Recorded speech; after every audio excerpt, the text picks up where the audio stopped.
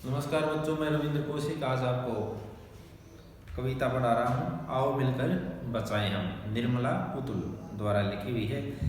अपनी बस्ती को नंगी होने से, शहर की आबो हवा से, उसे बचाएं डूबने से, पूरी की पूरी बस्ती को। सब कवित्री कहती है कि पूरे मानव जाति को आग्रह करती है कि आओ मिलकर उसे बचाएं, क्योंकि दिन प्रतिदिन जो वन है वो काटे जा रहे हैं। वहां पर शहरों का निर्माण किया जा रहा है, जहां पर क्या कारखाने वगैरह लगाए जा रहे हैं।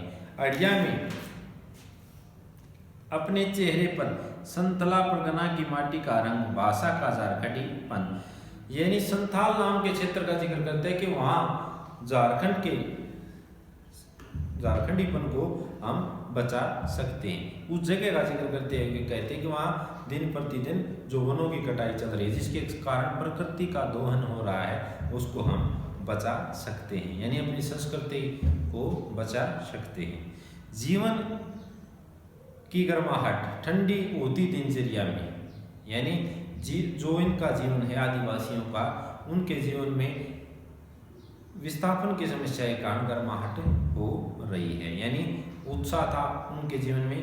वो मन का हरापन, यानी मन की खुशियाँ और जीवन का उत्साह, भोलापन दिल का, उनके दिल का भोलापन, अक्कड़पन, जुझारूपन भी, और किसी बात को लेकर उस पर डट जाना, जुझारूपन, संघर्ष करने की प्रवृत्ति, भीतर की आग, उत्साहित करने वाली शक्ति को कहते हैं भीतर की आग, धनुष की डोरी, और जो धनुष चलाते हैं उनकी डोरी, जंगल की ताजा हवा, कुल्हाड़ी की धार, तीर का नुकीलापन, नदियों की निर्मलता, पहाड़ों का मोह, गीतों का धुन, मिट्टी का सौंधापन, फसलों की ललहाट।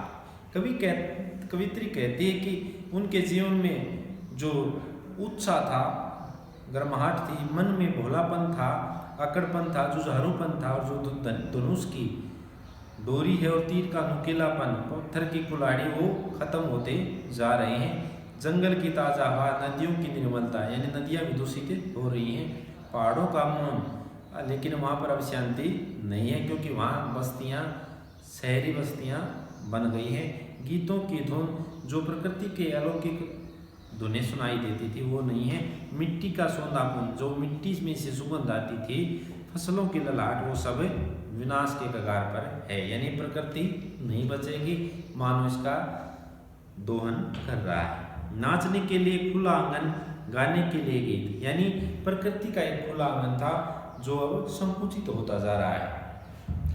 गाने के लिए गीत, और उनके जीवन में खुशियाँ थी तो वो खुशी से गीत गाते थे।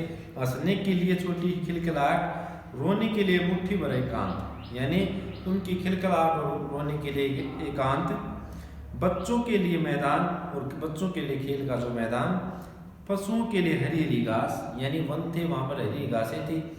बूढ़ों के लिए पहाड़ों की शांति, यानी जहाँ पर वृद्ध अवस्था में लोग एकांत पसंद करते हैं, यानी उन पहाड़ों की शांति सब खत्म होती जा रही है, यानी इन चीज़ों की कमी होती जा रही है, उसको हम बचा सकते हैं। कवित्री यही पूरी मानव जाति से आग्रह करती है। और इस अविश्वास भरे दौर में थोड़ा सा विश्वास, थोड़ी सी उम्मीद, थोड़े से सपने, आओ मिलकर बचाएं।